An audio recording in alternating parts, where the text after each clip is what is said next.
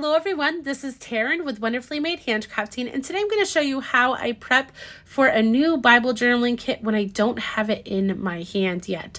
This is the new Booklet Folio from Tim Holtz, so I'm going to be using that this month. I am going to be trimming off these flaps and that pocket that you can create.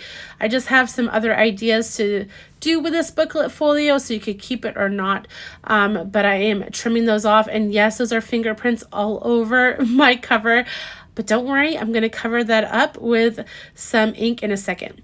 This is Craft Text. If you haven't seen this product before, it is amazing. It started off white. I used some sprays on it last night, and it makes it look like leather. It's a washable fabric paper, basically.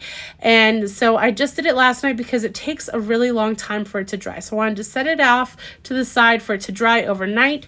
And now I'm coming in with this black soot distress oxide. Now I probably should have came in with scorched timber because you'll see in a second I add some vintage photo brown to it as well, but my idea is I have a black and white picture of my grandparents' wedding photo, and so I want to add that to the front, and so I want to incorporate a little bit more dark colors in the front, as well as all the purples and mauves that are in this new kit.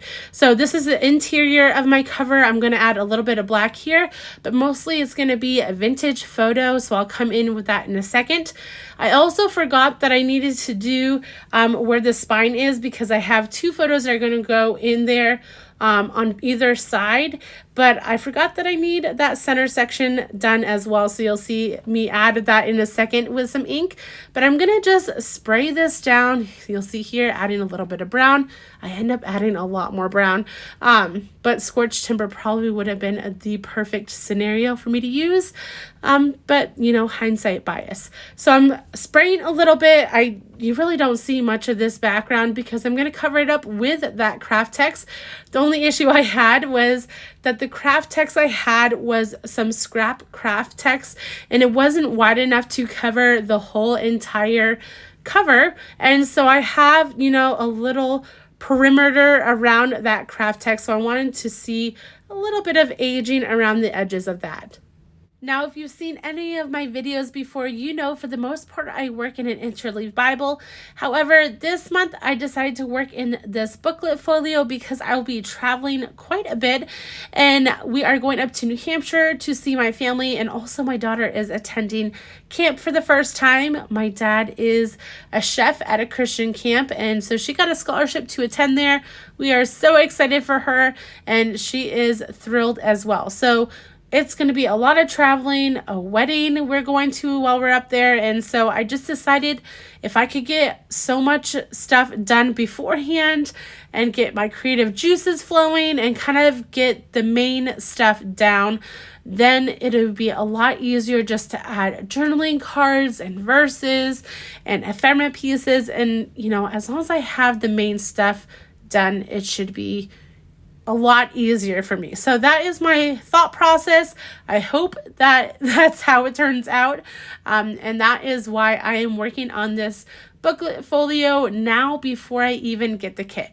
Now, the kit is releasing this Friday, June 21st, my birthday, at 1 p.m. Eastern Standard Time. I will leave my affiliate link down below if you want to grab it.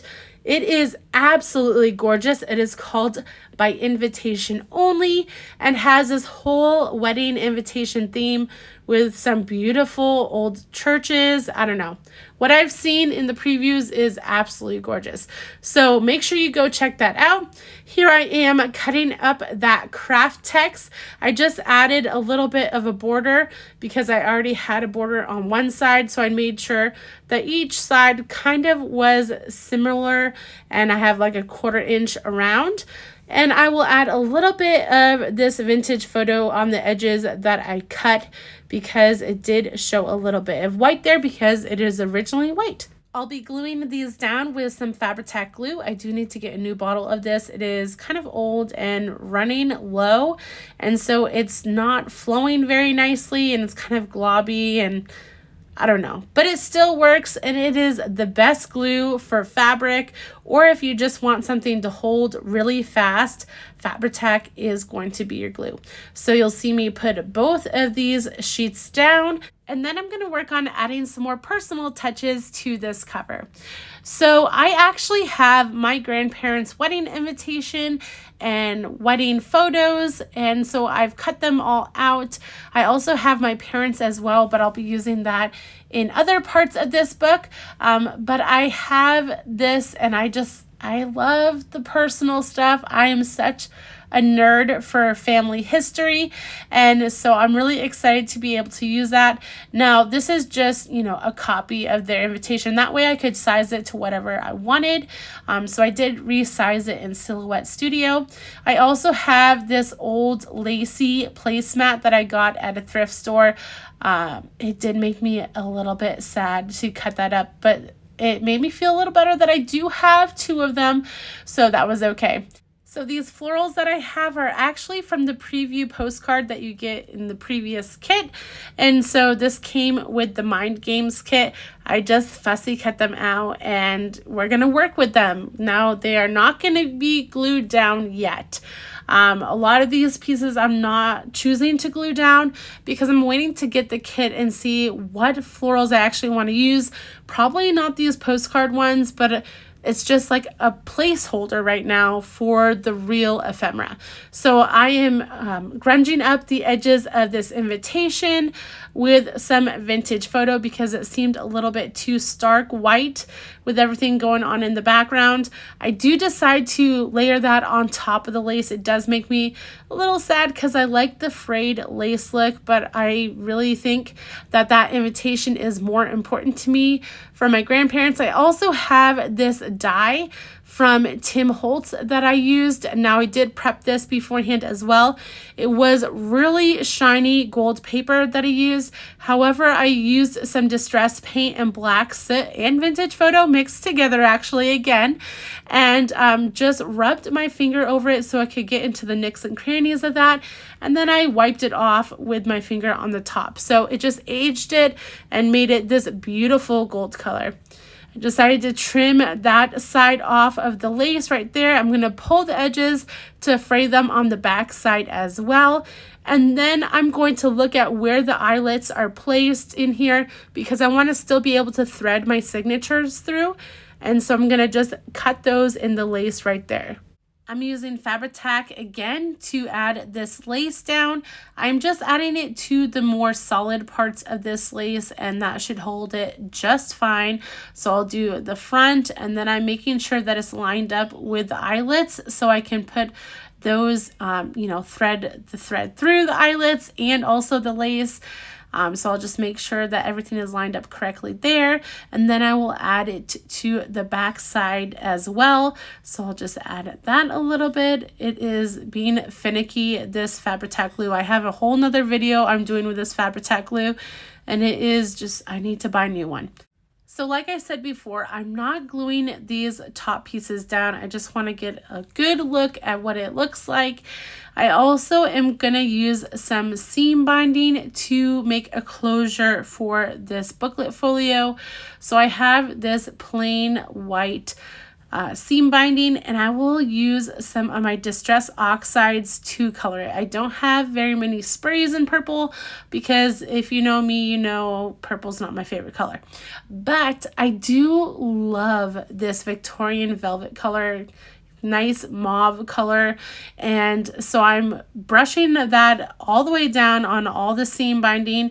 Now it does kind of dye through both sides. I didn't know if it would the first swipe, but I'm pleasantly surprised that it dyes through both sides.